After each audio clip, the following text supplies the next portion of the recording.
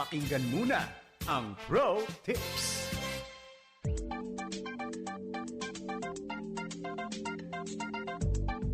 Magandang araw sa lahat ng Pro Tips mates and office mates natin. It's the month of March and March is Women's Month. Kaya pag-usapan natin ngayon, real empowerment for women in the workplace. Sa opisina ngayon, maraming women ang leaders, managers, innovators, problem solvers, and that is something to celebrate.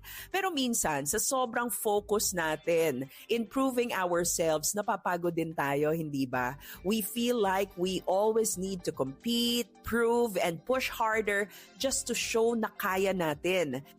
What if it comes from knowing who God created us to be? So here are 3 pro tips for women in the workplace, empowered from within. Pro tip number 1, recognize the unique role God gave you. Hindi aksidente na tayo ay babae. Hindi rin aksidente na nariyan tayo sa workplace na kinalalagyan natin.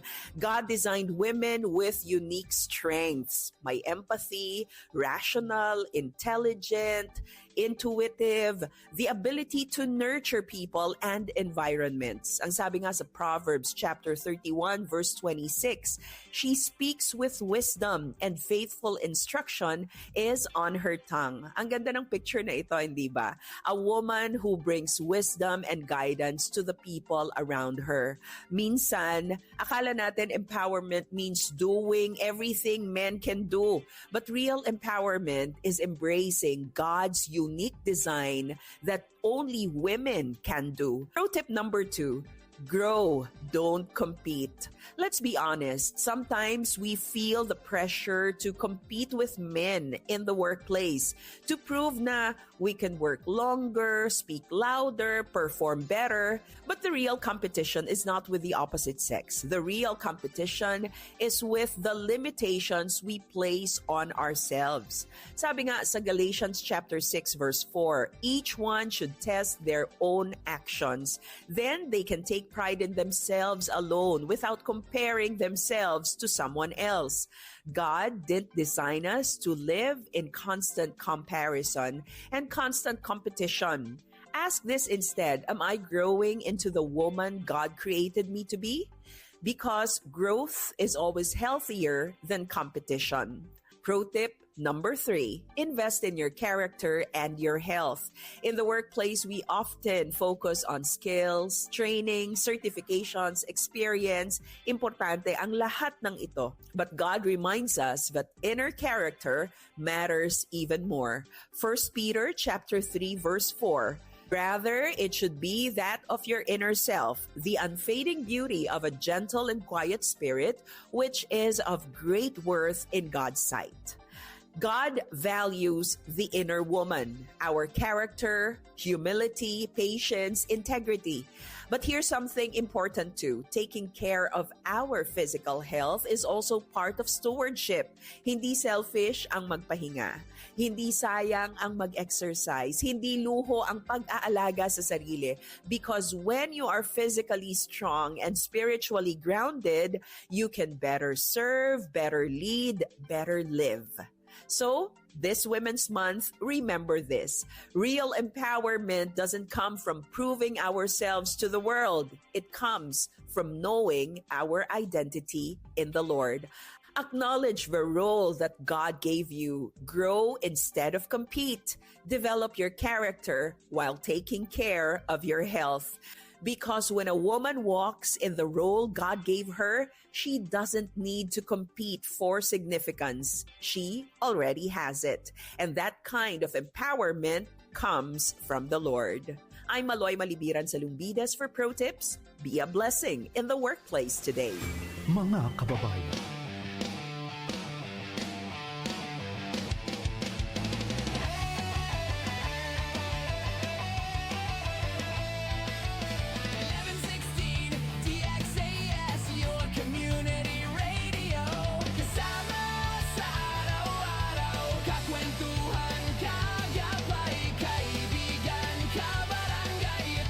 Radyo mo 1116 DXAS, your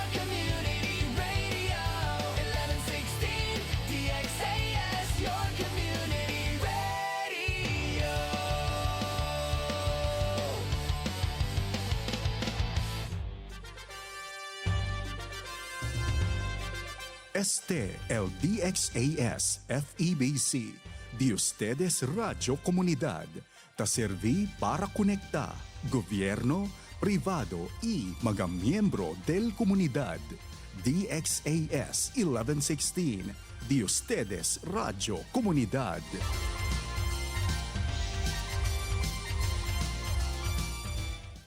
Ang oras sa buong Pilipinas, 3 minuto makalipas ang alas 7 ng umaga. Alamin ang mga kaganapan at mga pinag-uusapan sa Zamba Sulta. Makibalita at makibahagi sa pagbabago at pag-unlad. Oras na, Zamba Sulta!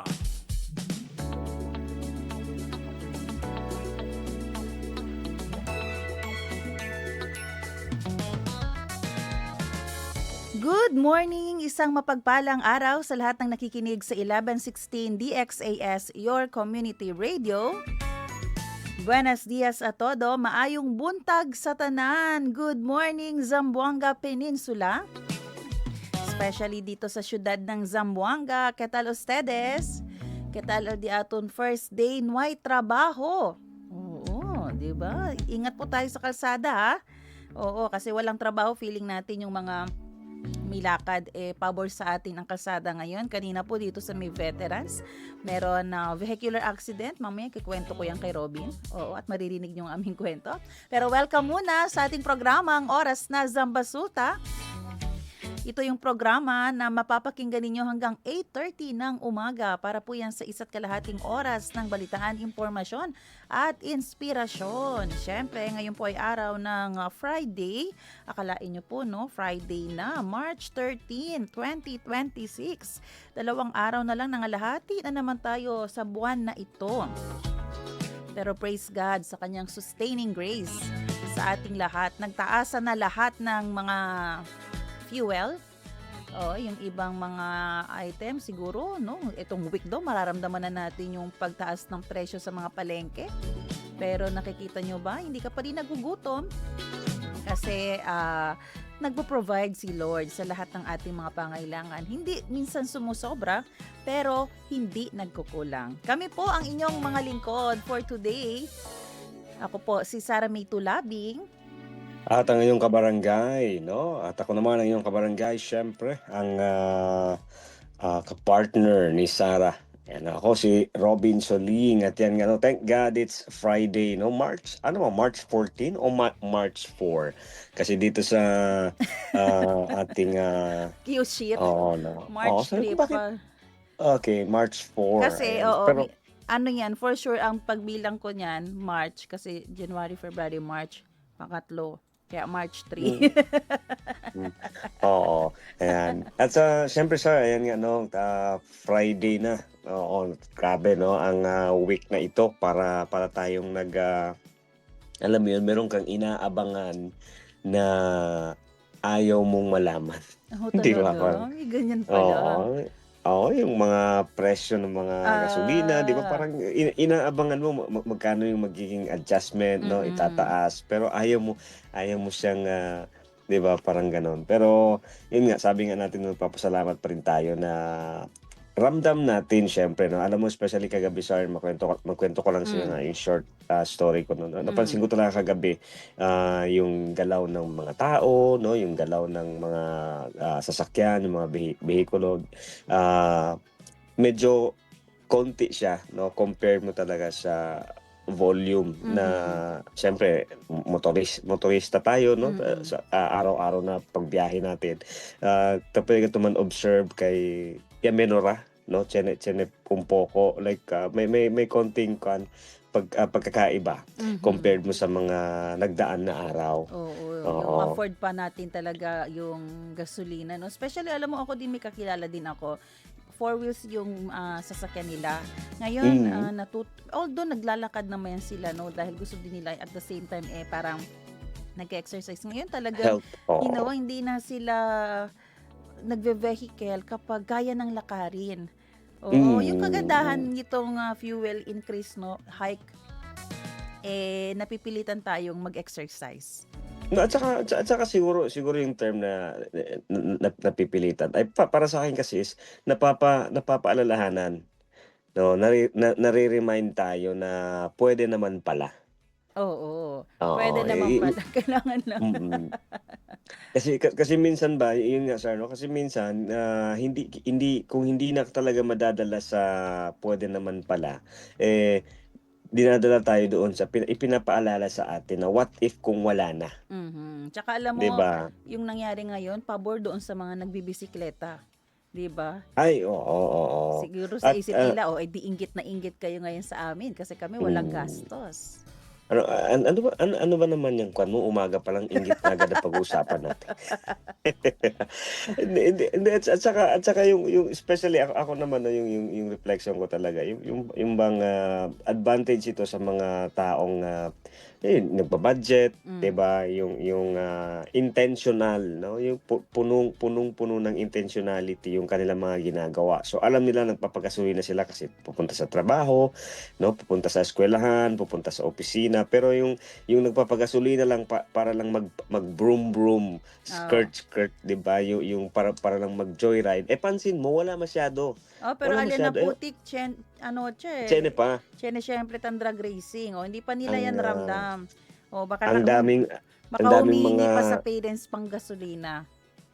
oo, hindi pa yan ramdam sir, pero mapapansin mo kahit sa isang mall kagabi 'no, sabi ko, "Kuwan man, papalapit naman ng payday 'no, so Murag dapat mingaw. sana." Oo, Alam mo yung mingaw? oo, oo, Murag tahimik talaga oo, 'no. murag mingaw. Hindi pinag-aagawan ng oil. Oo, Oo, hindi pinag naalala ko nakausap pala namin si City Councilor ng District 2, Sir Ray Bayona Bayugin nung mm, Wednesday at sinabi niya na may nag-inform sa kanya na aabot pa daw talaga ang gasolina, no? Ito ay initial report, pero pwedeng totoo, pwedeng hindi, pero itong information na natanggap niya na aabot pa sa 150 to 200 pesos per liter. Kaya naman nag-iisip na sila na mag-declare na ng state of emergency sa syudad ng Zamboanga kasi para magkaroon ng pondo allocated for gasoline kasi ang concern ng ating city councilor, what if pag wala nang babiyahe na mga jeep, mga motor, mga tricycle kasi nga hindi na ma-afford ang pamasahe. 'Di ba? Yung gasolina. So at least yung government may initiative paano mabibigyan din ng siguro kahit libreng sakay yung ating mga residente dito. So pinag-iisipan na nila yung state of calamity kasi alam mo din Bin, ang sabi din ni City Councilor Reyno na susunod talaga diyan yung mga mm. produkto na, yung mga pagkain na natin, ang agriculture kasi ang Zamboanga pala 40% lang ang ambag sa entire city, no? Para tayo ay makakain. So galing pa yan sa labas.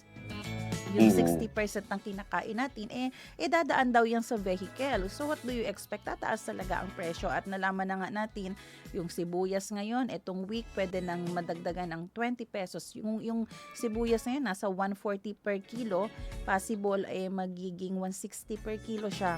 So ang binibenta pa ngayon dyan sa Magay, mga old stock pa yan, pero nakarating na ang mga bagong stock at may adjustment na din na which is hindi natin maiiwasan. Buti na lang naka-monitor din ang mga yung nag-hoarding, yung mga kunwari wala ng stock para next week pagbenta at taas presyo. So monitor na rin yan ng ating city. So grabe yung adjustment Bin. Siguro yung lesson dito, paano ka pa mas titipid? Diba dyan ka magaling? Oo.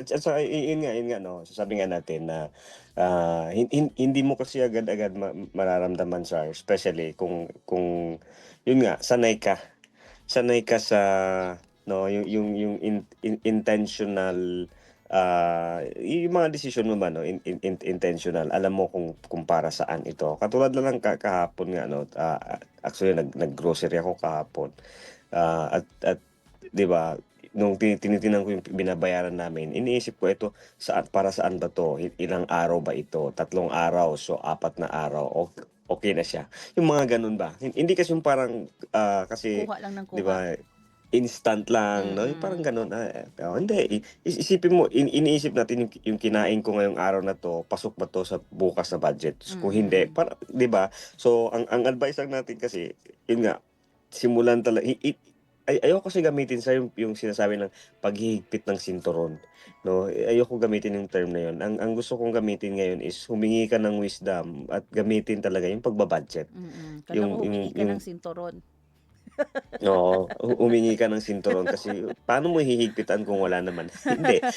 I mean, yun yung term ko, eh, kasi parang 'di ba, dito papasok din yung pananampalataya natin na yung faith natin sa Lord na He will still provide Yes. again, Yeah, 'no, oo. oo. 'Di ba, yung iba Siya nga pa sa rin atin, 'di yan, ang siya pa rin ating 'yan, Jehovah oo. God Jireh. God did it, 'no? Sabi Yeah. nga 'di ba yung kuwentuhan nga natin kagabi, tinatanong mo ako kung may mga tao pa bang tutulong sa atin, Mm. meron pa, Mm. meron pa. Meron pa pala.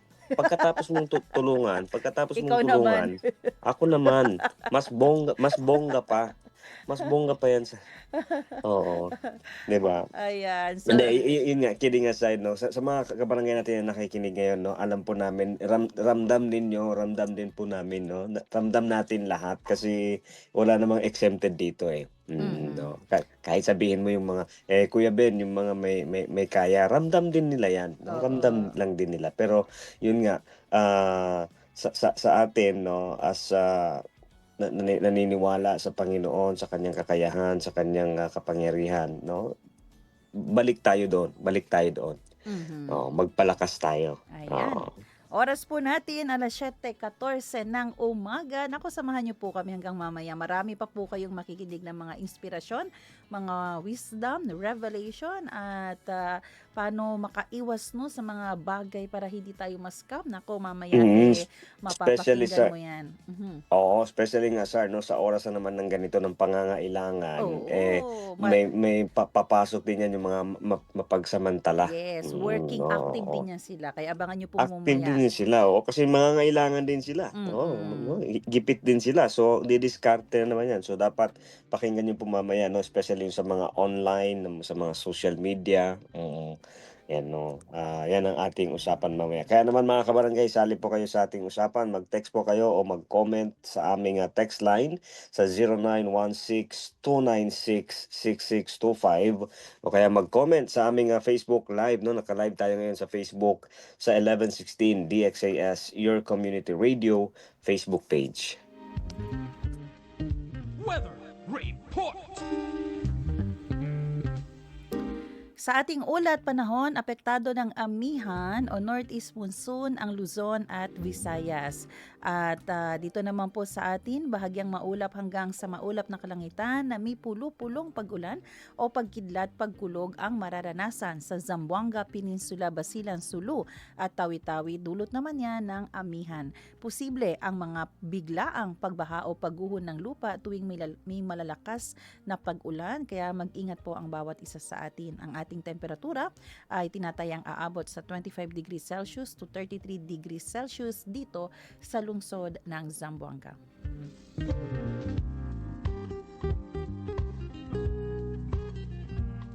We sing happy birthday to you, and may all your dreams come true. Happy, happy birthday. March 13, happy birthday kay Paholito Dulap. Happy birthday rin kay Bomi Park. Yung mga ka-friend ko dito sa Facebook, puro mga Koreano ang pangalan. Ako rin, Koreano. And advance happy birthday po for tomorrow. Ay, hindi kahapon pala. Ayan, kay Pastor Randy de la Cruz. Happy birthday po, Pastor Randy. And belated happy birthday sa dati nating kasamahan dito sa DXAS, Ma'am Carol Palaad. Hello, Ma'am Carol. Happy birthday. And lastly, advance happy birthday March 14 bukas sa ating minsan nagiging guest dito sa ONZ, Pastor Johnny Bustos Castillo. Diyan sa Fairview ata si Pastor. Happy birthday po, Pastor. Yan, so far sa akin, sir, 'no, sa akin so far si Ate Carol, 'no, at salamat pala sa mga bumabati din sa akin, 'no, may mga bumabati sa akin kanina morning, 'no, happy birthday daw sa akin. So sabi ko, hindi ko pa birthday ngayon. Oo, akala daw nila March. Malapit kasi, 'no, ang March pati ang May. So letter M. March. Oo. Ayan. Merch. Pwede, Merch. oo. Ayan po. Ayan. Ayan, wala na, Bin? Santiki buddy. Oo. Wala na? Okay. Happy birthday po sa inyong lahat. God bless you. Salita at tanong ngayon.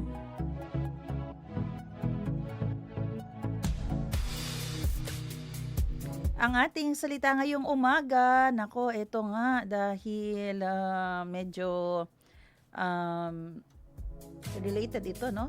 Sa ating mga nangyayari ngayon, mga traffic. Pag-uusapan natin ng tungkol sa traffic na din. No, trapiko sa Filipino. Na Chavacano, trafiko. Sa Bisaya, traffic. Ganon din sa Ilonggo.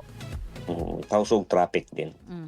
Tanong po natin, ano ang gagawin mo para hindi uminit ang ulo mo during traffic? Ayan, ikaw, Bin, ano yung mga ginagawa mo, hinahanda mo sa iyong sarili para hindi maging mainitin ang ulo mo during traffic? Alam mo, siguro bago ako makarating dun sa traffic, Sir, minsan ang ginagawa ko, maaga talaga ako maalis.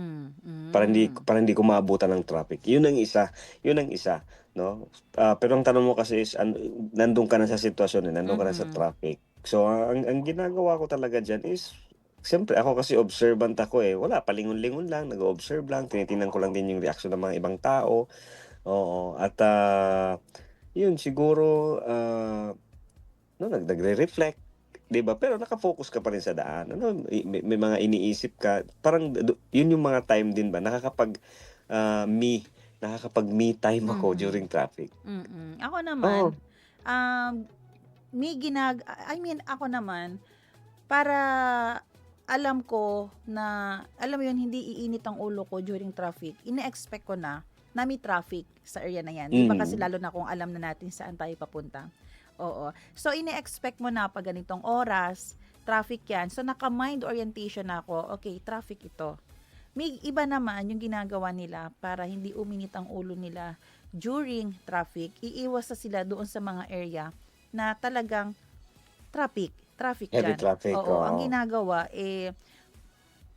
pipili ng ibang ruta, bahala na hindi siya shortcut, basta tuloy-tuloy lang ang kanilang pagbiyahe.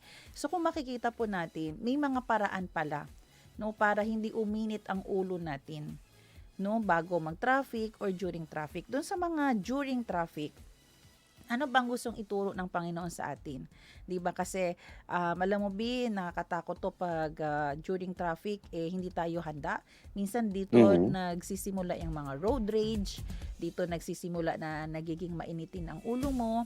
So ayaw natin na mapunta ka doon. So ano bang gustong ituro ng Panginoon sa iyo kapag nandyan ka sa sitwasyon na yan, 'di ba? Ano ba yung wisdom na gustong ituro sa iyo ng Panginoon? So number 1 diyan, pina-practice niya yung patience mo, 'di ba? Paano humaba ang pasensya mo? Kasi may mga pagkakataon talaga hindi mo maiiwasan ang traffic. Especially aquí na Ciudad de Zamboanga, expected na by March 20 magbubukas na yung bagong mall, malaking mall, Aki Parte na Nunez. So magma-mind orientation na yung mga taga Pastonangka, yung mga taga West Coast, anong gagawin para hindi uminit ang ulo nila during traffic, 'di ba? At saka, yun nga, Sir, no, siyempre tayo, matagal na rin tayo motorista. Ay, alam mo yun, tama, no, yung hahanap ka talaga ng ruta. Oo, hanap ka ng ruta na, at saka meron akong thinking kasi ba, halimbawa sa akin, kapag yung gasolina ko, etong week na to, hindi siya na, dati ewan ko ngayon, siguro kung ginagawa ko pa rin, or gagawin ko pa rin. Yung bang, etong buong linggong ito, hindi naubos ang gasolina ko. Minsan, sinasadya ko yan, ubusin siya sa traffic. Talaga. Parang, hindi, I mean, di ba, mindset lang naman yun. May thinking ba? Kasi gusto ko nung bago na naman siya next week. Sana may, all. oo, may ganun akong kwan. While Pero yung alam iba mo, ay nagtitipid, ikaw gusto mong inuubos. Oo, kasi pasok sa budget, alam mo 'yun, pasok na talaga Na-budget siya. mo siya for that Oo, week. budgeted talaga siya. So, parang hindi hindi ka maapektuhan kumbaga, kung may gano'n, hindi 'yun yung masarap kasi gumastos na alam mong hindi maapektuhan yung iba mong, pagkagastusan, Mhm, 'di ba, yung mhm. parang gano'n. So, Oo. ano pa bang puwedeng mga gawin sa Eto, may nag-share ano? dito sa atin, sa ipa ni Ate Dang, Mhm. yung umiinit ang ulo sa traffic ay naiinip sa biyahe o nagmamadali. Kaya dapat wag magmadali, mag-music o makinig dito daw sa atin sa DXAS. Lalo na no doon sa mga nasa kotse. Di ba Ay, nga, oo, hindi ka makakalusot kasi nga ang laki ng sasakyan mo and then traffic. mhm, Eh pag nagmamadali ka pa, di umiinit na ang ulo mo, di ba? Nagagalit ka na sa mga sumisingit kasi gusto mo ding mm. sumingit, di mo naman magawa. So ang pinakamagandang gawin para makahinga ka ng malalim at hindi mo maramdaman yung traffic, eh magpatugtog ka. Pwede din yung ganyan. Makinig At ka. saka yun nga yung thinking mo ba na, dapat alam mo bakit ka bumibiyahe, 'di Mm. ba? Minsan kasi dagdag din yun siya sa pagkairita. Dagdag din sa pagkairita natin 'no, yung may pupuntahan ka pero hindi ka sure ano yung purpose bakit ka pupunta dun. Halimbawa ba, tayo 'no, pupunta ako ng trabaho, so yun lang talaga. Wala ng ibang business, walang ibang issue na i-entertain. So halimbawa kung traffic, so ngayon ang focus ko ngayon sa traffic na 'to is male-late ba ako o hindi. Mm. Yun lang. So kahit may mga sisingit pa yan o ano, ang tanong lang dun is mali-late ba ako o hindi. Yun kasi yung pupuntahan ko, eh. And then ngayon after work 'no, pauwi ka. So ngayon naman ang point mo is, pauwi ako. So bakit may term ba na ginagamit, late na ang uwi mo galing galing trabaho, 'di ba? Minsan wala naman talaga kasi pauwi ka na, eh. Wala namang bawas sa sweldo kung pauwi ka na. So yun din 'no, ganun lang, point A to point B.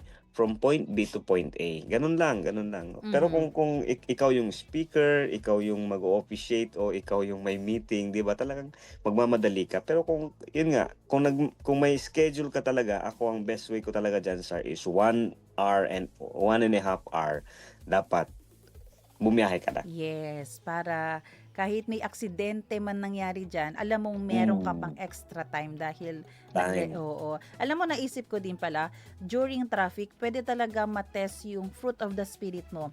Yung love, yung Hmm. kindness, gentleness, yung patience. Nako, pag sa traffic talaga, minsan talaga mapoprovoke lahat yan. Kaya At saka naman, oh, oo, hindi, sa totoo lang talaga 'no, ako 'pag during sa traffic sir, nagkakaroon talaga ako ng kuwan, self-talks ganyan 'no, mm, ng reflection at saka tinitingnan ko yung itsura ng mga tao 'no, tinitingnan ko yung mga mukha nila, tinitingnan ko yung pormahan nila, mm, yun nga observant ba, ino-observe ko talaga lahat 'yan, yung papunta, ano 'to, palabas, papasok, lahat 'yan tinitingnan ko. So, nauubos yung time ko do'n yung attention ko doon siya ba. So, kapag mm. may sumingit ganyan at gustong-gusto talaga, 'di ba, wag lang yung Napagbibigyan. ako yung isang kuwan ko lang, naiirita lang ako yung nag nagpapakuwan ng kanilang mga muffler ganyan ba. So, oo, yun lang. Pero kung yung mga sisingit lang, wala, maintindihan natin 'yan 'no, kasi hindi natin alam ano, baka masama yung pakiramdam, 'di ba?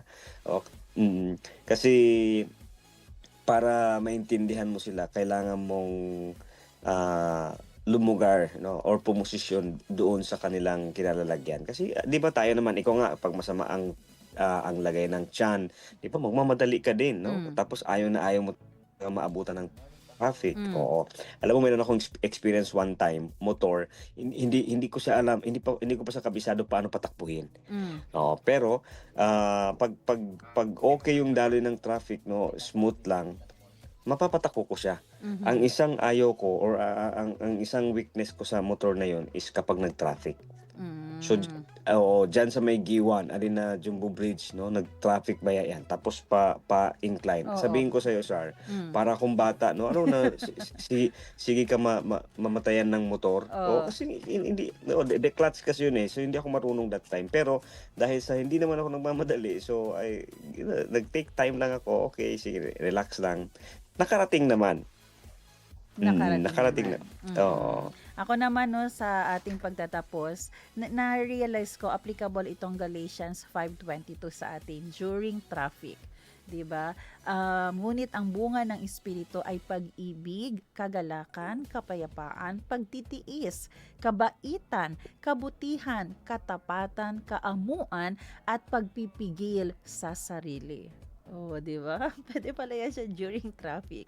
Kasi nga matetest lahat ng fruit of the spirit mo kapag nandyan ka traffic. So, dapat dyan napapractice natin ang ating pagka-godly, no? Ang virtues, ang character, behavior na gusto ng Panginoon na meron tayo. Ayan po. So, during traffic, dapat maging handa tayo. Iwasan yung mga makakadagdag ng init ulo at gumawa ng mga bagay like ng pakikinig ba sa mga radyo sa atin, sa mga worship songs pag nasa loob kayo ng sasakyan, para kayo ay maging kalmado pa rin kahit mabigat na ang daloy ng trapiko. Oras natin, alas 7:28 ng umaga.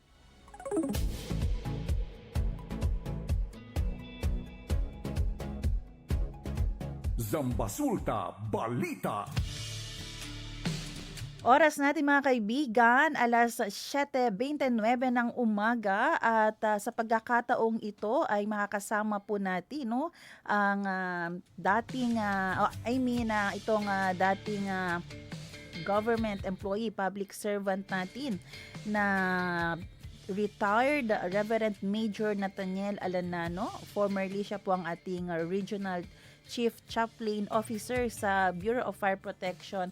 Ito ay may kaugnayan sa naging experience ni Pastor Nathan Alanano no, dahil na-hack ang kanyang Facebook. So dahil dyan may mga na-scam na itong scammer na siyang humahawak ngayon ng kanyang Facebook account. Gamit ang account. Yes. So, pakinggan po natin ngayon si Pastor Nathan via phone. Live po natin siya makakasama.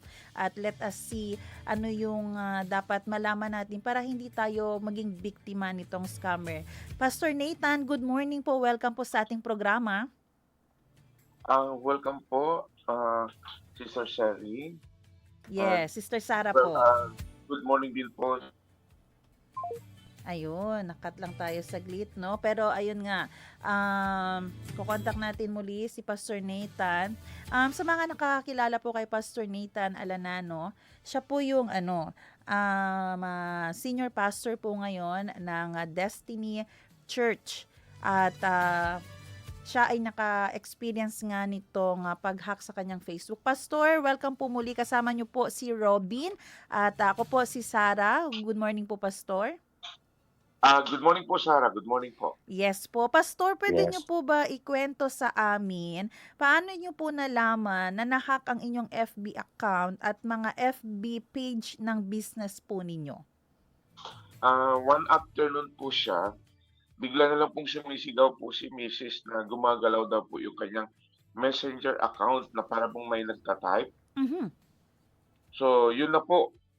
Basta ang naalaala ko na lang po, yung naalaala ko na lang po siya, mangyari, ang sabi niya sa akin ay meron na siyang kausap po sa chat message, informant na client po namin na since nagbi-business na po siya, humihingi po siya ng favor na i-click yung link bilang suporta sa kanyang negosyo at nakikipag-partner siya.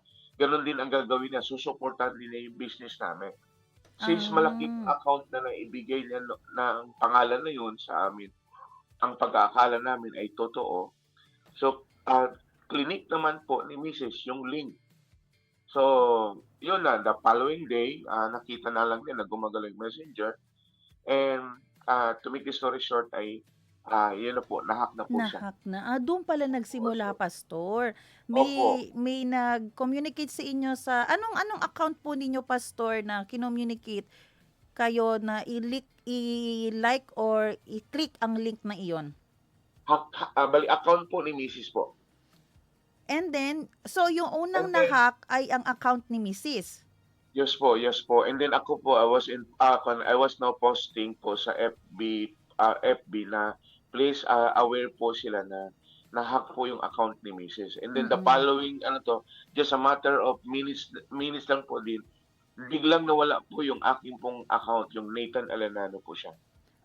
Kasi So, nga therefore, ginamit niya na ang account ni Mrs. So na-connect niya na lahat na nagkaroon po siya ng access sa mga account ninyo including business account ninyo.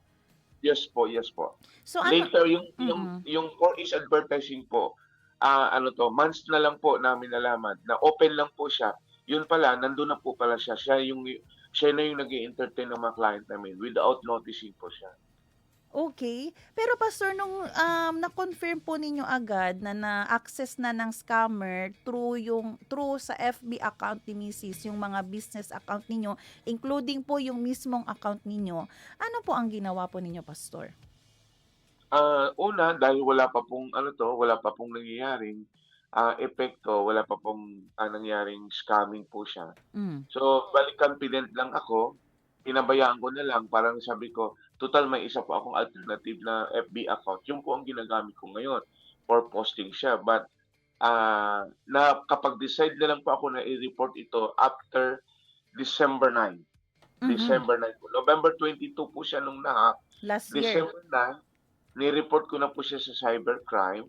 Ni-report ko na po sa police station. And yun na nga po, ang sabi sa akin ng cybercrime, sir, wala na po tayong habol niyan dahil po pinalitan na po niya ng mga Password. notification.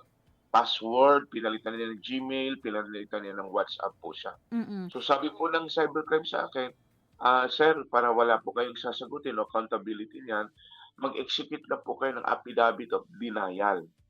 Kasi hindi Mhm. na po natin yan mapigilan, hawak na po ng hacker. Ang hangad Okay. po, maibalik yun sa akin. Kasi nga, business account ko po. Mm. Pero pastor, ano po ang nag-trigger sa inyo or naging reason nyo para mag-report na po sa cybercrime noong December 9? May nag-ano na po sa Mayroon inyo? na May pong, nag-complain? may nag-complain po siya na, calling me up na nabiktima raw siya. Akala niya ako, Mhm. yung nakipag-transact sa kanya. So, doon na po ako na-trigger ngayon na baka magamit ngayon sa paghingi ng pera. Mhm. Yun nga, hindi siya humingi ng pera, nagbebenta siya ng negosyo na namin. Ano po yung mga binebenta niya, pastor? Katulad po ba ng mga services and items na binebenta nyo rin? Yes po, yes po. Yung katulad po ng mga printing ng mga t-shirt po, Mhm. order po ng business po namin. Yun po Okay. siya. Okay. So ngayon po, pastor, ginagawa po yan ng scammer until today. Until today po, nakikita ko po sa posting niya, nagbebenta po siya ngayon ng mga itlog, Mhm. bigas po, yung shrimp, yun po yung nakapost po ngayon. At saka yung pinopost po niya, Muni Muni Private Resort po siya, na wala naman talaga dito sa Zamboanga. Okay. So meron din siyang pinopromote na kunwari agent siya dito, doon mag-book sa kanya. Hindi po, may-ari po. Siya Siyempre, mismo daw ang may-ari. ako po, bali, pangalan ko kasing nandoon at saka pangalan ni Mrs. So parang sa amin yung resort na yon. So ang yaman-yaman ko po, may sarili akong resort ngayon. Pero yung Muni-Muni, pastor, existing po ba yan? Nasa ibang lugar lang o wala po talaga yan? Wala, actually nasa Davao, Samal Island po. Muni Muni Beach Resort, not Muni Muni Private Resort. Sa Kinopya yung Samal Island. kinopya na ang kinuha niya na ang identity nyo, kinopya niya pa ang negosyo ng iba, kunwari nandito sa Zamboanga. Yes po. This Muni Muni Private Resort ay business page ko po nung Bethel Emission Testing Center po. Paano po, pastor? Yung Muni-Muni, Ang pangalan po ng business page ko is Bethel Emission Testing Center. okay. Pinalitan po niya ng Muni Muni Beach Private Resort. Ang pastor, para malinaw lang po, ano-ano ang mga gamit ng scammer ngayon na account ninyo? At saka na-report nyo po ba ito, pastor, mismo sa Facebook page? Yes po, yes po, yes po. Nag-combine, combine affidavit na po ako. Simula from Nathan Alanano to 4is Advertising, meron po siyang ginawang account. Gamit po yung aking pong pangalan, kompleto po, Nathaniel Alanano. Kasi po, may ginamit din po siyang, para bang ginamit niya ang complaint, parang nag-complain po siya sa LTO for online fixing. yung pangalan ko po ay nasa LTO, para po ma-deactivate o i-request pong i-restricted yung aking pong alternative account. Nag-complain po siya sa LTO para po ma-ban ako sa LTO. So, ang nangyari, kailangan ko i-deactivate yung isa ko na namang account. Mhm. So, doon na po siya nakapasok. Gumamit siya ng pangalan ko, Nathaniel Alanano, para lahat ng mga client ko na mag-i-inquire, doon na po sa kanya magtatanong. Oh. Pero so ilang buwan na po ito, Pastor, na ginagamit niya ang inyong account? Since November 22, nagsimula po yung kanyang pamimiktima kasi normally kasi po yung hacking, yung scamming po siya, humihingi ng pera. Mhm. Siya po, hindi po siya humingi ng pera. Nagbebenta po siya. Bali, lahat po ng aking mga client, mga friends ko po sa FB account na Nathan Alanano, 6,000 po 'yon.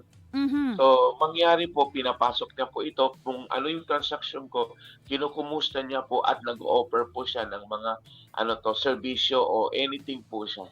Mm. Okay. So ngayon po, Pastor, paano malalaman ngayon ng mga kakilala niyo po kung kayo talaga ang katransaksyon niya?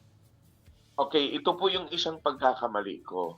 Okay, kaya nga po kumikita siya ng malaki kasi ang naghahanap po ng pangalan ko sa FB na Nathaniel Alana, hindi nila makikita Mhm. kasi binaliktad ko po yung pangalan ko. Mhm. Kasi kailangan kong mag-advertise pa rin para yung business ko ongoing pa rin.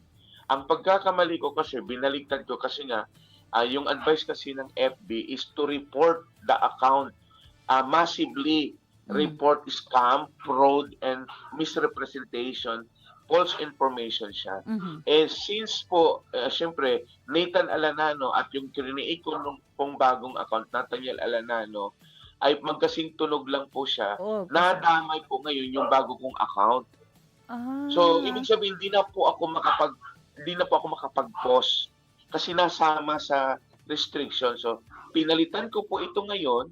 Doon naman po pumasok ang hacker. Gumawa siya ng account na Nathaniel Alanano para siya po ngayon ang tatanggap ng lahat ng queries sa pangalan sa mga business ko po siya. Yun po ang nangyari ngayon. Kaya nga po kumikita po siya talaga. So ano po ang gamit niyo ngayong Facebook account? Kasi Pastor, nagpapatuloy naman din ang inyong negosyo, di ba? Pinaliktad ko po yung aking pangalan po siya. Binaliktad niyo pa rin. Pinaliktad ko po siya. So akala ko po ba nasama po siya sa na-access din ng hacker? Bagong account ko po. Bagong account na din ito. Yes Nako. po. Oo, baka malito na po lalo yung natin. Maganda ano po ba ang inyong advice po sa ating mga tagapakinig, lalo na po sa inyong mga kakilala, Facebook friends ninyo, para hindi po sila mabiktima? Una po siya, don't just click any link. Okay? Pangalawa, kung merong mag-a-add po kasi po businessman po ako, akala ko po yung mag-a-add sa akin, just kinukonfirm ko lang po agad. Kung merong pong mag-a-add po ng friends sa inyo, tingnan nyo agad sa Google or Chrome kung ito po ba'y legit, kung ito po ba'y totoo talaga. Kasi makikita kasi sa Google at saka sa Chrome, kung dami account lang po ito. Kasi yung pong nangyari sa iba, dami account na lang po yung nag-a-add sa akin para i-monitor po kung anong ginagawa ko. Hacker na pala po yun.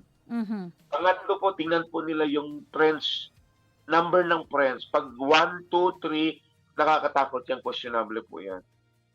Mhm. So, yun po siya, yun po. Bantayan po agad. Yan yung yung mga number ng friends po siya. At saka yung kung huwag talagang mag-click po ng link po basta-basta. So ano din po pala, Pastor, ang naging epekto nito sa inyo personally at sa inyong negosyo nung nahack na po ang inyong account? Since hawak po ng nung hacker yung account po natin, sila na po yung tumatanggap ng mga order po siya na which is yun po ang mga nangyayari po ngayon na naghahabol sa amin at pilit pong pinaparipan. Yung iba po hindi po natin nai-refund o hindi po talaga natin na-justify natin na i-declare na po natin na wala po kaming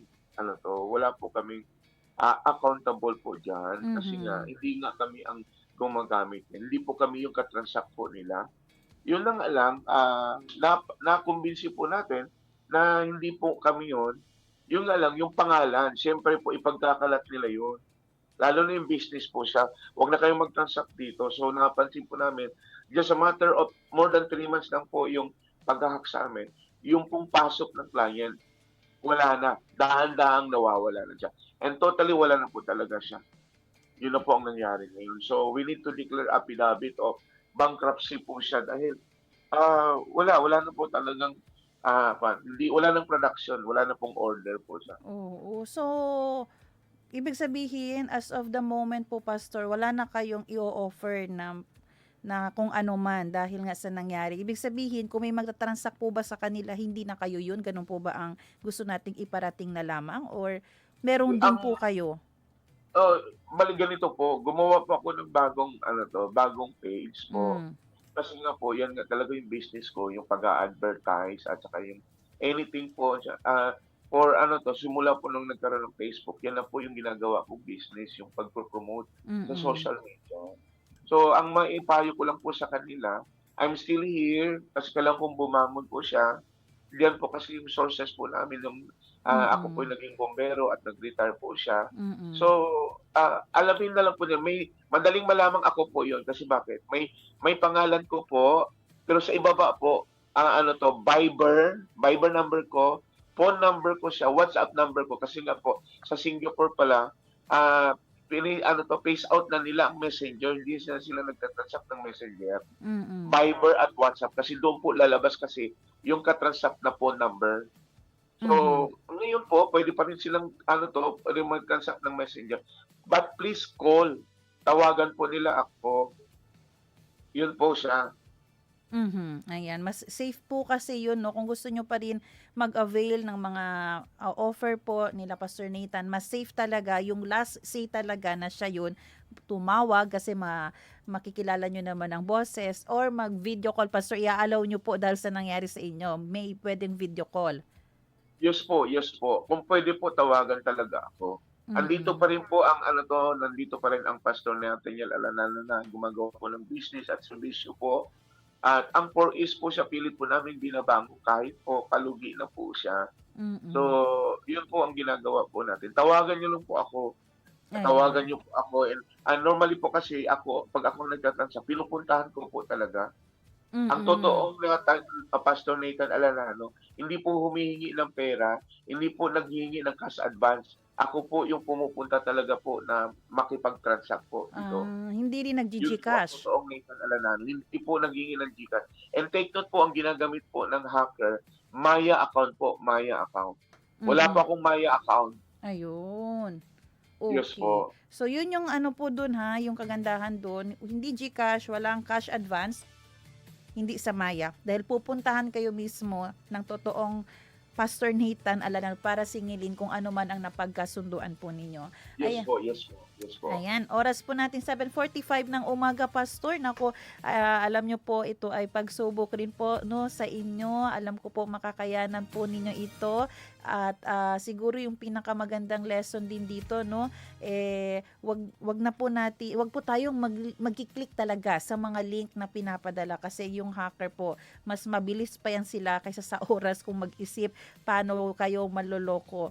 So Pastor Nathan, ako maraming salamat po sa oras at panahon ninyo and praying po no na maibalik po sa inyo lahat ng mga nawala sa inyo, yung identity ninyo na ginagamit po ngayon ng iba at mas maganda rin siguro Pastor no na ma-block na lang din nila yung scammer na account na gumagamit ngayon. And kung may makita sila, nakakilala nyo po, nagtatanong doon, sabihan nyo na hindi yan totoo. Scammer pong gumagamit ng account na yan. Pastor, thank you po sa inyong oras at panahon. Salamat po, salamat po, Ma'am Sarah po. Yes po. Take responsibility lang po sa inyong mga social media account po. Huwag pong basta-basta po magpapabiktima sa hacker. Mahirap pong maging biktima po siya. Ayan. Thank you po, Ma'am Sarah. Thank you po. Maraming salamat. God bless po, Pastor Nathan. God bless din po. God bless din po. Ayan, at mamaya po, naku, ito, para po tayo lalo ay mabigyan ng gabay, makasama po natin mamaya ang Anti-Cybercrime Unit, no? Para po mabigyan po tayo ng guidance para hindi tayo mabiktima at ano ang mga pwedeng gawin kapag nandun na talaga tayo, na nabiktima na tayo, Bin, no? Sabi mo nga kanina, Bin, mas marami ngayon ang magiging scammer dahil nga sa tumaas ang fuel, magmamahalan ang lahat, active din silang manloko ng tao, kaya pag-uusapan natin paano hindi mabiktima. Tips, Maloko. yes, hindi mabiktima ng scam at hindi ma-hack ang ating account. Ano ang mga tips ligtas online? Ayan, oras natin, 7:48 ng umaga. Abangan niyo po ang ating second part ng program kanina. Nandito na po ang ating guest at ito po ang mga balita.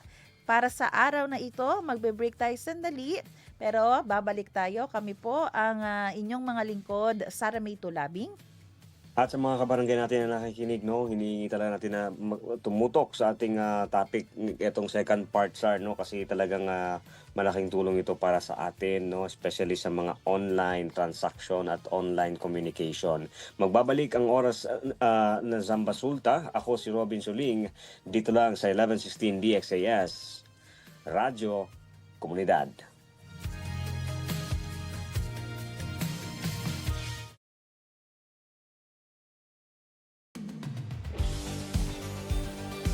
Hear what happens when lives encounter the transformative message of Jesus Christ on air, online, and on the ground. Here is FEBC Philippines Chief Executive Officer Luis Miguel Castillo for the FEBC Report.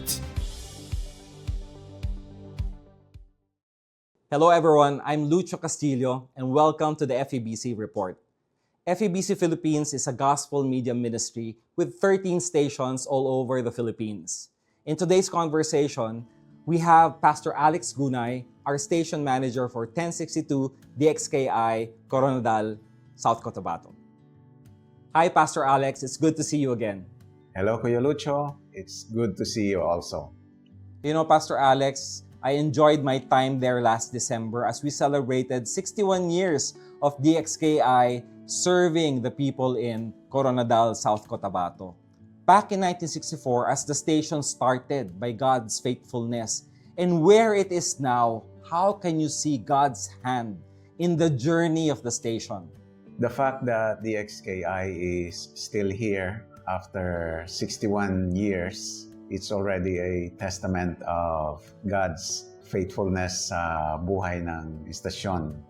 Ang mission natin ay nagpapatuloy in spite of a time when resources was limited. The future was uncertain sa mga panahong yon dahil nga masyadong limitado ang ating operation. But over the decades, South Cotabato has changed and communities have grown. Cultures have shifted and technology has advanced. Makikita natin na DXKI is still here and has remained faithful to its calling.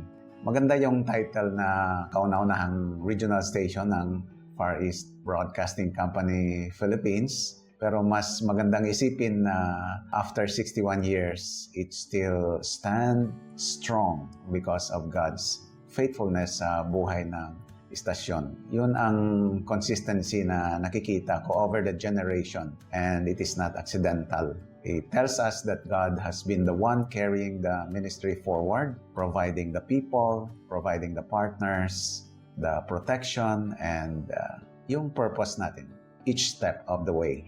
Oh, thank you, Pastor Alex. I think when we celebrated the anniversary, we heard our partners carry this pride of being part of the station in producing programs, in conveying the message of God's faithfulness to different people groups there. Sabi nga nila, DXKI was like the town crier, no? Siya nag-a-announce, siya nag-mobilize sa tao, siya naghahatid ng balita, siya ang nag-i-encourage sa kanila. And the station is called Your Friendly Voice. What does it mean to the people of South Cotabato today that you are the friendly voice there? Ibig sabihin ng friendly voice, ang istasyon natin ay approachable. It's a trustworthy station, and for many listeners, personal ang dating sa kanila dahil sabi nga nila, The station for them speaks gently and truthfully every day. In times that when people are overwhelmed sa mga bad news, mga pressure, mga loneliness, mga mental issues, DXKI offers something that is different. A voice that is willing to listen, to encourage, and to remind people that there is a God who is always present. Para naman sa mga farmers, mga workers, mga parents, mga elderly, and even the young, it is a familiar and comforting and consistent voice na kanilang naririnig araw-araw. And it's the kind of voice that you can carry all day. And more importantly, that voice comes from the Lord. I often hear this term, no, when I'm there with you, yung migo, miga. Can you explain that and how that defines that your friendly voice? Yung address natin sa each staff habang nag-uusap sila on air, we agreed na i-precede natin ng term na migo or miga. It simply means friend. Pag kami ay nasa labas, nakikita kami ng mga listeners, ganito na rin ang tawag sa amin. Miga Joy, Miga Jen, gano'n. Dahil nakasanayan na nila. Well, thank you for sharing that, Pastor Alex. You know, being a gospel media ministry, the importance of creating an impact to the community is why we do the broadcast. Can you share an impact story, a life change story that clearly shows that DXKI has become a place of refuge on air, a safe space for people to come together? Actually, napakaraming story. At one example is yung kay Ed at saka kay Janet, katakutan. She is often alone at home kasi nga working yung husband. Nagiging daily spiritual refuge niya ang DXKI. Sabi nga niya, pag naka-on yung radio, it feels that she has a companion sa kanilang bahay. Yung mga naririnig niya mga sermon, mga music, mga Bible-based programs, nagbibigay ng kalakasan sa kanya. It strengthens her faith, guides her decisions as a mother, and brings comfort during times of uncertainty and even during times of illness. May mga panahon na may sakit sila and sinishare talaga nila na, oy, ito yung nararamdaman ko ngayon, mahinang-mahina, pero salamat, nandyan kayo. And as a couple, si Ed saka si Janet naka-experience kung paano na tinulungan talaga sila ng DXKI na ma-renew at ma-strengthen ang kanilang marriage bilang mag-asawa during difficult seasons. The Lord is using those messages that they hear on the station to bring a clarity, encouragement, and healing sa kanilang relationship. Kung paano ng DXKI is more than just a broadcast. DXKI has become a refuge, a safe place, a companion sa kanilang pamamahay where they find hope, direction, and God's presence, especially during the times when life feels overwhelming and heavy. Okay, wow. That's just one story, of many, I'm sure, where the station and its message of communicating Christ, over the airwaves have made a significant impact in the lives of people who hear the message. How has DXKI learned to serve a very, very diverse audience and still staying true to our gospel mission? Tama yun, Kuya Lucho, Napakaraming mga kultura dito sa South Cotabato. Over the years, DXKI has served this diverse audience by remaining grounded sa salita ng Panginoon, but at the same time, being sensitive sa pinagsisilbihan nating community.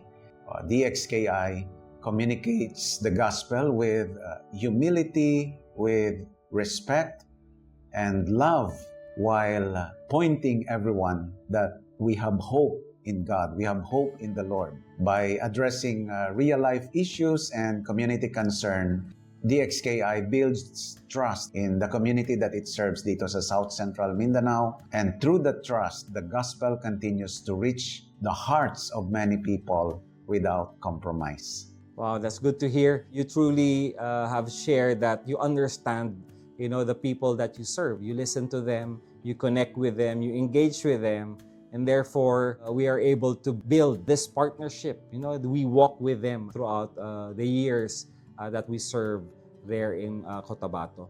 61 years might be, wow, that's 6 decades.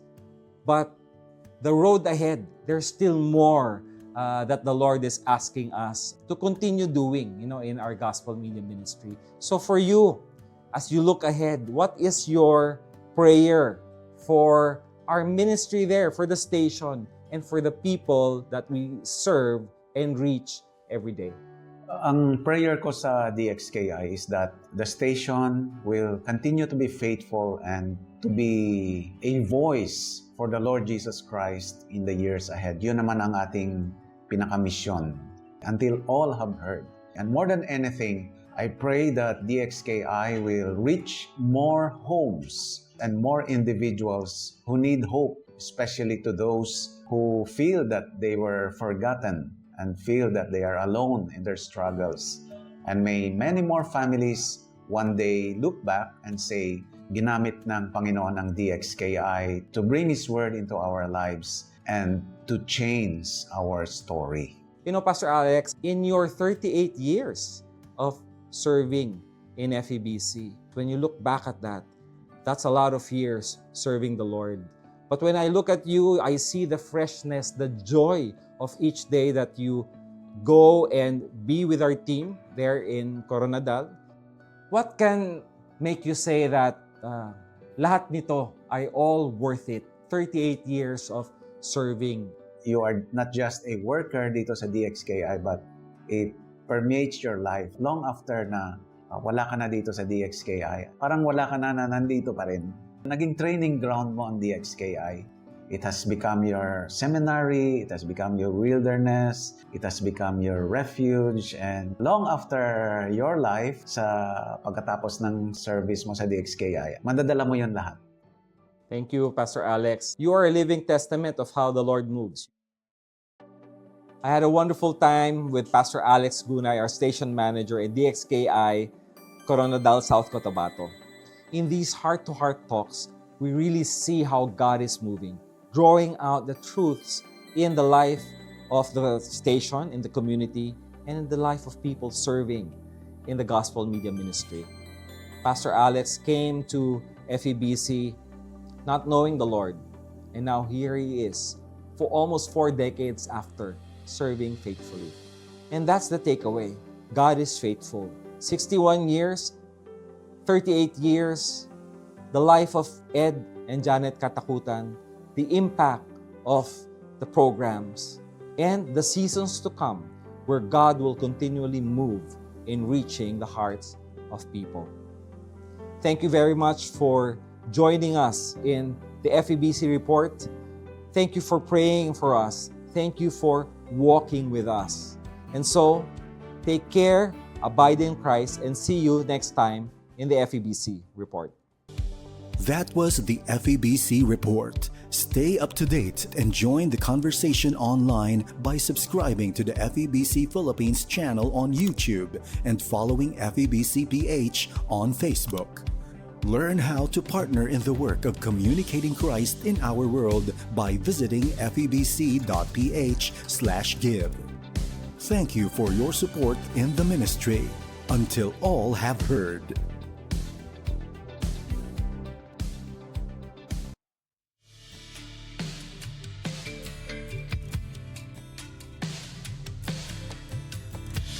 At nagbabalik ang oras na Zambasulta. Kayo pa rin po ay nakikinig sa 1116 DXAS, Your Community Radio. Muli, ako po si Sara May Tulabing. Ang DXAS ay isa sa mga himpilan ng Far East Broadcasting Company at kasapi sa kapisanan ng mga broadcaster ng Pilipinas. Ang FEBC ay isang non-profit, non-commercial at donor-based radio station. At dahil nga po sa katapatan ng ating Diyos at sa inyong partnership, tayo po ay nagpapatuloy sa paghahatid ng mabuting balita ni Kristo. Inaanyayahan po namin kayong maging bahagi ng ating radio ministry. Pwede nyo pong iscan ang ating QR code o kaya po ay mag-deposit sa ating bank accounts para sa inyong donasyon. At para ma-acknowledge namin ang inyong donation ay mag-message po kayo sa amin. Muli, maraming salamat sa inyong partnership at God bless. Oras natin mga kaibigan, alas 8:02 ng umaga. Gusto ko munang batiin ng good morning si Ma'am Nife na bumabati sa ating Facebook ngayon. Ayan, good morning po sa inyo. Good morning din po Ma'am Nife, and kaya Sir Ador Malapitan. Good morning din ang kanyang pagbati sa atin. Maraming salamat po sa inyong pagtutok sa ating programa. Pag-usapan natin. Dahil nga po sa nangyari sa ating kasamahan na si Pastor Nathan Alanano, kung saan siya po ay nahack ang kanyang account at marami na pong nabiktima ang scammer. Ngayong umaga, napakahalaga po na mapag-usapan natin itong tungkol sa ligtas online. Ano ba ang mga tips para hindi tayo mabiktima ng scam at hindi mahack ang ating account? Naku, mga kasama po natin mismo ang mula po sa Regional Anti-Cybercrime Unit, Region 9 of course, ang ating guest po ngayon live dito sa studio natin, Police Chief Master Sergeant Ma'am Marisa Pili, ang ating Chief Clerk ng RACO 9. Ma'am, good morning. Welcome po sa ating programa. Magandang umaga po sa inyong lahat at sa ating mga tagapagpakinig. Yes, at masaya po kami ma'am dahil binigyan niyo po kami ng pagkakataon. Actually, nung Wednesday ko lang talaga pinuntahan si Ma'am Pili at agad-agad ay binigyan niya tayo ng chance para ito nga matulungan po kayo, tayong lahat, ating mga tagapakinig, hindi maging biktima itong identity theft at itong account hacking. Pero ma'am, dito po ba like sa Region 9, may mga reported incident po talaga ba tayo na maraming nahahack na mga Facebook account dito sa atin or mga ibang social media account? Marami-rami na rin po yung mga reported natin dito lang sa Zamboanga City pa lang, hindi pa natin kinakount yung buong Region 9 which is yung sakop natin. So for the meantime, itong dito sa Zamboanga City, usually ang mga nahahack na is yung mga social media accounts, especially yung Facebook, including doon yung TikTok or minsan yung Telegram.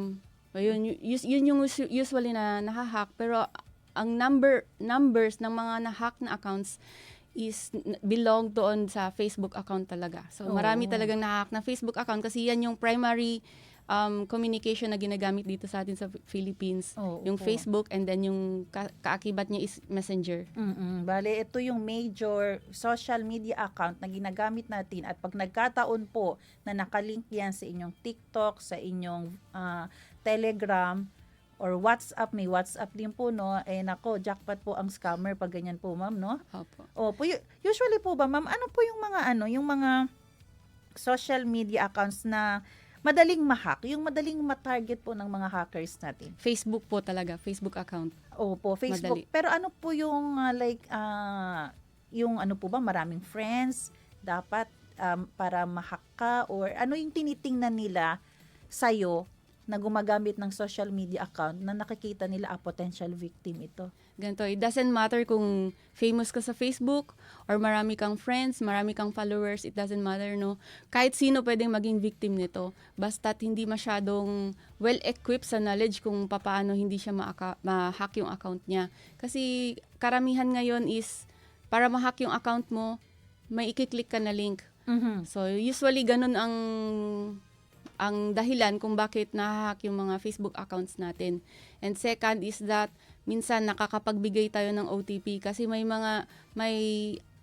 double na security features itong si Facebook, which is yung authenticator natin, Google Authenticator natin, or OTP na dumarating sa ating mobile devices or sa ating numbers na minsan itong number natin minsan naibigay natin sa iba or naiwala natin, nagamit ng ibang tao na gustong may intention na mang-hack. So, syempre yung OTP pupunta doon sa Opo. numbers na yun. So Oo. that's the time na ma-hack yung mga accounts natin. Pero usually through phishing talaga. Phishing is yung mga URL or mga links na naka-blue, na naka-blue ang color ng mga letters niya, tapos i-click natin yon. So yun yung usually na i-try nating i-avoid kasi yun yung dahilan kung minsan bakit nahahack yung account natin. Maganda po yung sinabi nyo po na usually yung mga nabibiktima, yung hindi well-equipped, well-informed, or yung kahit hindi mga naniniwala po agad basta makita lang promo or bonus or may incentive ka, i-click mo lang to, nagki-click po agad yun. Actually, itong kay Pastor Nathan, ang nangyari po pala sa kanya, unang na-target yung wife na sabi gustong makipag-negosyo. So, i-click lang ito, so suportahan nyo ako, suportahan din kita, i-click po ng wife. Pag-click sa wife, na-hack ang kanyang FB, nagka-access agad doon sa ibang business account page nila. Yun Opo. po yung nangyari. So, kadalasan po, ang ginagawa ng hacker para ma-hack ang account, yung mga click na link. Opo, kasi karamihan sa atin ngayon ng mga netizens natin marunong lang gumamit ng Facebook accounts or mga social media accounts pero hindi sila aware kung paano i-avoid na ma-hack yung mga accounts nila kasi all they thought na hindi ma-hack yun kasi nandun naman sa kanila yung devices nila. Pero actually, it's not just by clicking na kung bakit na hack yung Facebook account natin, no? Kasi magda-divert or mag-redirect yan siya sa isang page kung kailangan mong mag-input ng iyong Facebook account name and then Facebook password na akala mo talagang yung interface niya through Facebook din. So parang iisipin mo na-log out ako so kailangan ko mag-login. So syempre you have to input your account name, you have to put your passwords. Pero automatically habang tinatype mo yun, pumupunta yun or nababasa ni hacker na. So, that's the time na i-try na, mag-aagawan na kayo ng Facebook account or hindi mo ma-check kung ano yung nangyayari behind sa system ng social media accounts natin na tinatry na pala niyang i-hack. Kung minsan, hihingi pa sa'yo kung naka-authenticator ka naman, kung minsan yung hacker humihingi pa sa iyo ng OTP yan. Ma'am, may code akong pinadala sa'yo. Yung mga ganong atake. Ma'am, may pinadala akong code sa'yo. Paki-check nga kung tama yung ano mo. Kung may na-receive ka na. Paki-send sa akin para i-check ko kung nag-jive dito sa sa system ko. So, unknowingly, yung victim na yon is bibigay din yung OTP. Pero actually, lahat ng OTP natin, dapat hindi natin sinishare kahit kanino yan. Automatic yun. Kahit pa sabihin nila na, agent ako dito sa bangko, I need your OTP. May sinend akong message dyan sa iyo na OTP, pwede pong pakikibigay para ma-verify ko dito.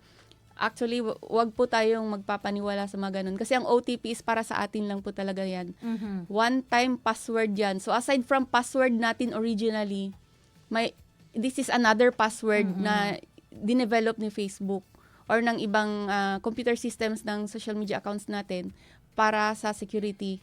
So, kung binigay mo pa yon, so parang binigyan mo na rin siya ng susi sa inyong social media accounts para maka-gain entry. Itong mga scammer po ba natin, kung may study tayo, yung iba po ba ay sa ibang bansa pa galing or dito, Pinoy to Pinoy lang po ito? May mga instances na nakakahack ng Facebook account is yung mga from Nigeria, mga ganyan, from other countries. Pero usually, ang gagaling ng Pinoy talaga. Pagdating sa technology, no? So, lalo na sa programming. Actually, may mga unheard programmers talaga tayo dito sa Philippines. Tapos, dun sila i-start na mag-aral kung paano mang-hack ng Facebook account and then gagawin nilang cost of living na yun. So, usually sa Philippines talaga, mga kapwa Pilipino lang din ang nangahack ng mga Facebook account natin kasi that's the easiest way para mag-communicate sa kanilang mga target victims, no? Kasi Pilipino, Tagalog, it's either Bisaya ka or Magchabacano ka or Magtausug ka. So, yung mga ganun pong Kasi mas madaling paniwalaan yung biktima kung pareho kayo ng language or ng dialect. Opo. Halimbawa po, ma'am, nalaman na ng taong ito na na-hack na ang account niya. Ano po yung mga immediate steps na dapat niyang gawin para hindi pa po lumala yung sitwasyon. Hindi na magkaroon ng paggamit pa ng, magkaroon ng identity theft, gamitin pa ang kanyang account sa pagloko ng iba. Okay, doon po muna tayo sa hack accounts. Kasi ibang situation naman tong identity theft natin. So, if ever man na-hack you felt na medyo na-hack yung account natin, so, dalawa yan, no? It's either na illegal access ka, meaning yung illegal access is nakagain siya ng entry, pero meron siyang password mo. Siguro na ibigay mo or siguro close friends mo nakuha yung password mo. Pero illegal access siya kasi unauthorized ka man para pumasok. So, meron din na-hack yung account mo kasi nga it involves na-decrypt niya yung password mo. Siguro napaka-easy nung passwords mo. Siguro ang password mo is 1, 2, 3, 4, 5, 6 lang. Mga ganun, na-guess lang niya. So, yun yung hacking. So, usually na-decrypt yung passwords natin. No? So, once ma-hack yung account natin, ang una nating gagawin is try natin i-retrieve siya. Kasi yung mga social media accounts natin, especially si Facebook, nag-develop yan sila ng self-serve tools. So, you can try to retrieve your Facebook account by yourself. Yun talagang pinakauna. Kasi wala naman kami sa bahay ninyo para pumunta kaagad. So, yun ang una-unang gagawin natin. Lalo na kung hindi na kayo nakakagain ng access ng inyong Facebook account. Or, kung hindi talaga kayo marunong, hindi ninyo alam kung paano gawin, you can visit immediately our office. We can try to we can assist you, and we will try to retrieve your Facebook accounts. May mga paraan din naman tayo. So, if in case, no, hindi natin, or hindi ninyo na-retrieve yung inyong Facebook account. Wala ng control. O, wala na tayong control kasi unang-una, na-change na niya kaagad yung passwords, and then cellphone numbers, and then email ads na connected doon sa inyong Facebook accounts.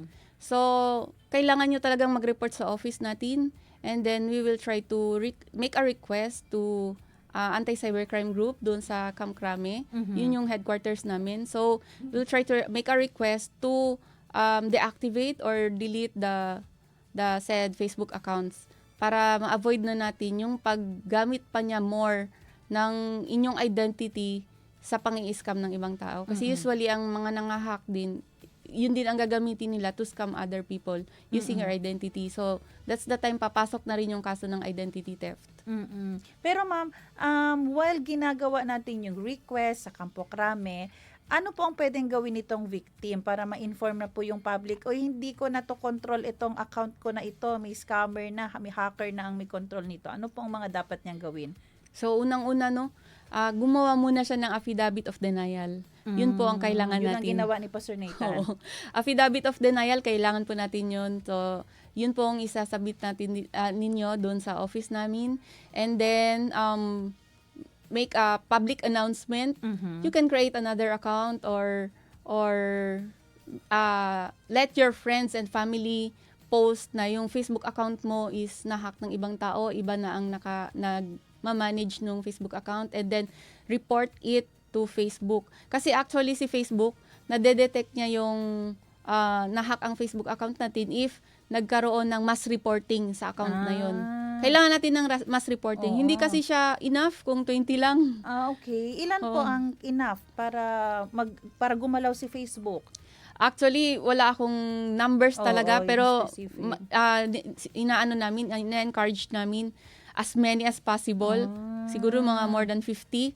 Tapos, isa lang yung reason, hack accounts, my friend. Kasi maraming options yun eh. After mo i-click yung hack, and then magtatanong si Facebook, sino ang na-hack, who has been hacked. Pwedeng myself, or pwedeng my friend. So, ganun po. Pag my friend yun, kasi friend mo ang nag-report, my friend ang i-click niya.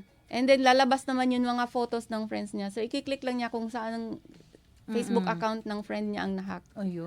Yun pala yung mahalaga. Marami ang mag-report para gumalaw din Mass si reporting Facebook. talaga po. And while ginagalaw ni Anti-Cybercrime Unit na ma-retrieve doon sa Campo Crame, yun na ang gagawin ng taong may-ari talaga ng ng social account. Tayo ang mag-try mag-retrieve sa Camp Crame if no hope na ipatry natin to delete the said Facebook account. Opo, yung affidavit of denial, ma'am, importante po ba yun dahil para kung may complainant na, may masabi na kayo, ay actually po, meron na po siyang report dito na hindi nga daw yan ito siya. Mm-mm. Yun po yung ang Opo, yun po yung purpose na yun. Okay. Dito naman po tayo mapunta, ma'am, sa ano po, online scams and consumer protection. Ito na nga po, kasi ang nakakaawa po nangyari doon sa case si Pastor Nathan, na-control na nga ng hacker yung account niya, yung hacker na ang nagkanegosyo, siya na ang nawalan, nasira pa ang pangalan niya ngayon. So ngayon po, ang kinalulungkot niya rin, marami ang mga kakilala niya ang nabiktima. Sa part naman po namin, halimbawa, friends namin si Pastor Nathan, paano namin malalaman naman ano ang mga red flags na dapat namin bantayan kung ito ba ay totoong si Pastor Nathan o hindi? Ang pinakauna, no, kahit hindi si Pastor Nathan yan, kahit sino yung katransaction natin sa Facebook account or sa any social media accounts, no, kung meron tayong transactions and it involves money, kailangan you have to check and verify first. So, paano mo gagawin yun? Kung pwede, i-video call mo face-to-face. Kung pwede, you have to meet to schedule for a meet-up. Kasi nga, minsan, magamit din sila ng AI. So, minsan ka-video call mo, iba yung kausap mo pala, pero kahawig na kahawig. Gumagamit din sila ng AI. So, meron yung mga ganun. So, mas maganda kung if involves money, bago kayo mag-send ng money, transactions, mag-meet up kayo. So, mas maganda po yung ganun. Yun yung nakakalungkot sa naalala ko tuloy, ma'am, last Friday, kausap ko rin yung SEC.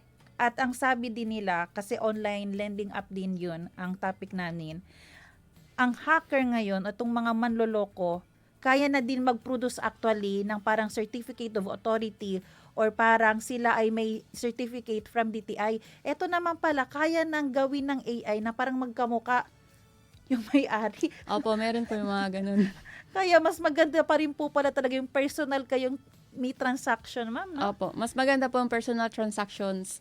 Kasi uso na rin po yung mga AI generated, no? Kung minsan makikita mo nga yung tao sumasayaw pero hindi pala marunong sumayaw yan pero marunong siya sumayaw. Yung mga ganun, katulad na halimbawa ng mga prominent personalities natin, bigla na lang nag-endorse ng mga produkto, no, na hindi naman talaga sila endorser nun. So AI generated po yun. So mas maganda na kung magkaroon man kayo ng deal through Facebook, through social media accounts, kailangan meron po kayong meetups para ma-finalize po yung money transactions natin. Na-realize ko nga po, pati boses po pwedeng gayahin, ma'am, no? Pwede po yun. Kasi may mga voice changer po tayo na app din. At saka po, para malaman natin kung legit din yung mga lending app na yan, so katulad ng sinabi nyo yung kanina SEC, that is Security and Exchange Commission, pwede po natin yan ma-check online kung talagang naka-register sila sa SEC. And then, pag pumunta ka sa website ng Security and Exchange Commission, meron doong list of online lenders, no? So, pwede natin i-check kung legit sila. Usually, kahit yung mga legit, nakaka-receive tayo ng yung mga naging victim din nila. May nagiging victim din kahit registered sila sa SEC. So, nakaka-receive sila ng overpricing na interest, no? Tapos, meron din nakaka-receive din sila ng threats galing sa mga online lending apps na yun, no? Pwede silang mag-report din directly sa Security and Exchange Commission kasi pwede yun ma-ban or ma-control muna ng SEC yung transactions nila sa online. Pwede po yun. Parang nakakalungkot po yung mundo, no? Full of deception na talaga tayo dahil din sa pera, no? Yan naman din talaga, kaya the love of money is the root of all evil. Kapit patalim ka na, bahala ka na makapanloko, basta magkapera lang ka. Pero dito po, balik po ako, ma'am, no? Yung iba po ba sa mga red flags din na dapat nilang bantayan pag may kasi yung kay Pastor Nathan, ang announcement niya kanina, malalaman nyo po yan na hindi ako nagpapa-cash advance, hindi rin po ako nagpapa-Gcash, at wala po akong Maya account. Ang ginagawa talaga ay face-to-face kong kukunin yung bayad nyo po. Usually po ba, ano yung mga common ginagawa ng mga hacker para ma-convince itong taong ito? Usually, check natin yung mga red flags na yan, no? Napakamura or bagsak presyo. Yung Yun. mga too good to be true ang mga presyo ng mga produkto nila. So usually ganun ang nangyayari, no? Yung talagang maiengganyo ka, uy, bagsak presyo to, mura, kailangan natin i-grab. So second, meron silang mga katulad ng sinasabi mo kanina na cash advance. So dinidiscourage ko yung mag-cash advance tayo, no? Kasi baka minsan scammer yung, di natin alam kung baka scammer yung kausap natin. Tapos, mas maganda, lalo na kung halimbawa mag-Lazada tayo or mag-Shopee tayo, yung mga transactions natin online or kahit sa TikTok, ina-advise ko talaga, ma'am, na cash on delivery po siya.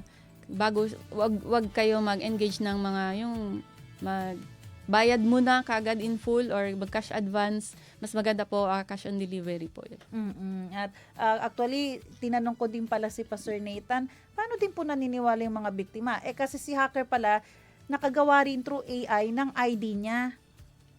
So, pinadala kasi hinihingi, may ID po ba kayo?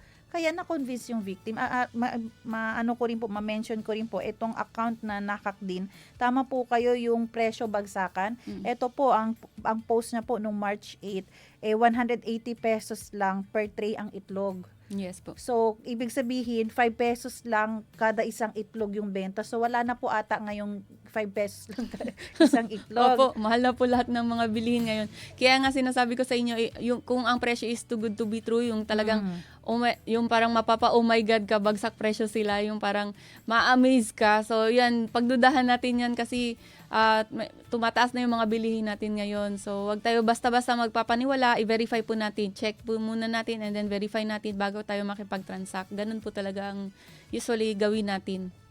Tsaka marami talaga ako na-share tungkol kay Pastor Nathan kasi nakapag-kwentuhan kami. Yung ginawa na din, yung me time din po noon, parang si hacker, mas nag-offer pa sa victim, sige, dadagdagan ko pa to. Ito may promo kami. Magpadala ka lang, nagpadala advance. Opo. Isa yun sa mga strategy niya, no, para mapaniwala or para ma-convince yung target victim niya na magpadala ng pera. Kasi yun ang yung importante sa kanya, makapagbigay ng pera muna yung victim niya.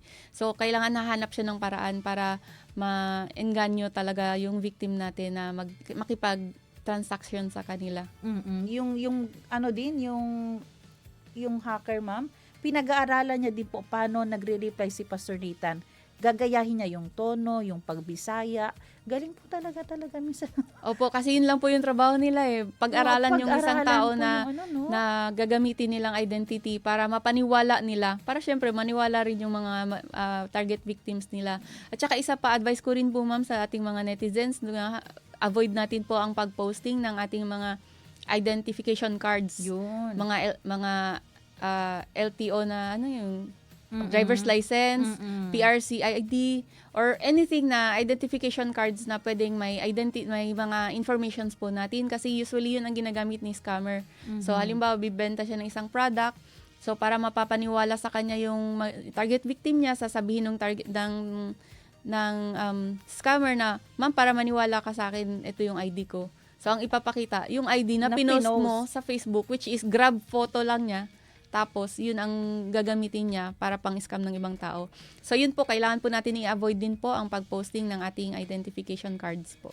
Kung gusto mo talaga mag-post kasi syempre, na-overwhelm ka na, nakapasa ka sa board at license ka na, siguro i-blurred mo naman lahat ng details mo. Kahit picture, pwede po ba ganun, ma'am? I-blurred niya yung pangalan niya, yung ID number niya, yung address niya, cellphone number niya. Pwede pong i-blurred. Gusto mo, mukha mo lang ipakita. Pwede naman pong ganun, pero mas ine-encourage ko po na wag na lang tayong mag-post ng identification cards natin. Oo, kasi talaga pong through AI, madali na lang po talaga makuha, no, mga information. Kasi minsan yung mga identification cards natin, may QR code din yun.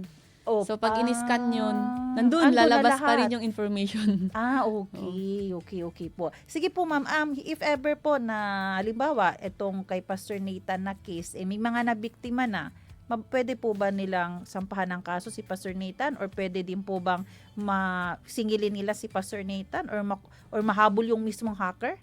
Ganito po, hindi po tayo hindi po sila basta-basta pwedeng makasingil kaagad directly kay Pastor Nathan, no. Kailangan po nilang halimbawa katulad niyan, ang naging problema ni Father Nathan is identity theft. So, ang problema nung naging victim na yon is na-scam sila. Mm-mm. So, that is fraud. Mhm. So, kailangan po nilang mag-report pa rin sa ating nearest police stations or sa office po namin, sa Regional Anti-Cybercrime Unit 9, kasi magkakandak po tayo ng deeper investigation po niyan. Kasi usually may mga money transactions involved. Di po ba? So, magkakandak po tayo ng mga deeper investigations and coordinations from the financial institutions para lang malaman natin kung sino talaga yung nakatransact nila. So, hindi sila pwedeng bastang pupunta directly kay Father Nathan, maniningil, tapos si Father Nathan, syempre, Mapipilitan mapipilitan mag-refund nun, which is, kailangan naman talaga is, make sure muna nila kung talagang si Father Nathan yun. Kasi, in the first place, may, parang lapses din yung victim kasi hindi sila nag-check muna or nag-verify kung sino yung transaction nila. Kasi pwede naman gumawa ng mga Facebook accounts under your name. Kaya nga po actually kahit walang account, business account si Pastor Nathan, kung gusto lang talaga nung hacker gayahin yun lahat ng kanya, pwede pong biglang magkanegosyo, no? Opo, kaya advice ko sa lahat ng mga naging victim ng identity theft ni Father Nathan, kung halimbawa na-scam kayo, report kayo sa nearest police station, sa office namin, and let's start the investigation kung sino talaga yan para matugis natin at matigil na rin niya yung pang-i-scam pa ng mas marami pang ibang tao. Kaya sa side din nung na-hack ang account mo, importante rin na mag-report po kayo agad sa Anti-Cybercrime Unit kasi yun yung supporting document mo na, ma'am, inaksyonan ko na yan, nag-post pa ako sa Facebook at nag-announcement po ako at like ito, nag-reach out siya sa ating program. So talagang wala nang pwedeng sabihin yung mga nabibiktima. Accountability mo yung nangyari, responsible mo po yun, no? Ganun po. Opo, ganun po yun. So, para matulungan din natin yung mga naging biktima ng scam, no? Kailangan, syempre, dapat may mga documents tayo. Unang-una, dapat may screenshot sila ng conversation or money transactions. Or may resibo siya kung saan siya nakapagpadala para makapag-coordinate din tayo doon kung saan siya nakapagpadala. Kung halimbawa sa bangko man yun, kailangan niyang kumuha ng statement of accounts kasi nandun naman yung pangalan ng yung account number kung saan na-transfer yung yung pera. So statement of accounts or transaction history pag sa GCash or Paymaya. And then pag sa bangko is humingi rin sila ng bank disputes para meron din tayong investigation coming from the bank, no? So after that, lahat ng mga documents na yon dalhin nila sa office namin para yun din yung magiging basis namin kung saan kami mag-start ng investigation. Ayan. Oras po natin 8:29. Gusto ko lang po talaga ipahabol ito. Sige. May possibility po ba, ma'am? Or meron na po ba tayong cases na nahabol natin ang hacker? Hacker po. Oo, or yung scammer po mismo na Yung scammer. may napakulong na po ba tayo? Na-identify po ba natin? Meron po kaming nakandak na entrapment operation regarding that. Kasi dami accounts yung gamit niya. And then nahuli namin din siya dyan sa SM. Okay. So, Ito sa city proper. Oo, dyan lang sa town. So, ibig sabihin, kaya ng anti-cyber unit na mahabol kahit papano itong mga nanloloko. kahit pa paano ma'am, kaya natin yan. Kung talagang kumpleto lang talaga yung may provide din sa atin ng ating victim na mga informations. Kasi hindi rin namin pwedeng kalikutin yung bank accounts nila kasi ang transaction niyan, ang bangko magbibigay niyan sa may-ari lang din. So, kailangan din namin yung help nila, no? Kailangan din namin yung tulong nila na magtiyaga din muna sila na mag-gather ng mga evidences and mga documents para meron din kaming panimula. Ayun. Kaya importante, i-record nyo po lahat, ha? Nakakalungkot man ang nangyari, pero kaya kailangan maging knowledgeable at kung nangyari man, charge to experience na lang din talaga minsan, pero ipag-pray natin na, di ba, as much as possible, mahuli itong mga manloloko. Doon naman po sa mga nanloloko pa hanggang ngayon, darating pa rin po ang oras na hindi man makasingil sa inyo yung tao, pero yung Panginoon na nakakakita po sa lahat ang maniningil sa inyo.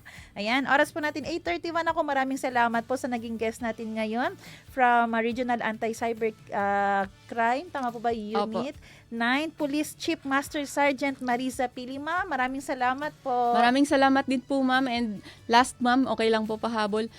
If ever po naging victim tayo ng hacking or anything that involves cybercrime, no, you can inquire or call us at cellphone number 0998-598-8106. So, ulitin ko na lang po, 0998-598-8106. So, sumasagot po kami kaagad yan kasi may 24 hours duty po tayo dyan. Totoo po yan dahil kahapon ay na-testing ko po yan. Ayan. Maraming salamat din sa ating mga tagapakinig radyo at Facebook. Maraming salamat sa ating radio technician, Kuya Romel Paulino. Susunod na po ang programang Serbisyong OFW Family Matters at Radyo Sinkauman. Magkarinigan po tayo muli dito next week. Happy weekend everybody. Monday to Friday, ako po si Sara May Tulabing.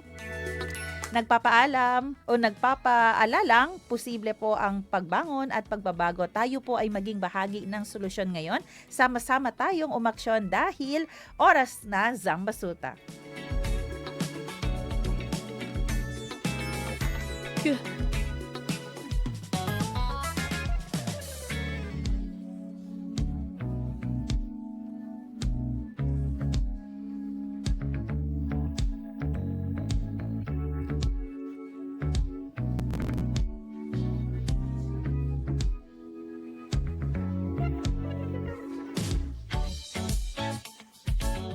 Oras na Zambasulta. Inyong napakinggan ang programang Oras na Zambasulta. Para sa mga komento, mensahe o suhestyon, tumawag o mag-text sa 0916-296-6625 o sa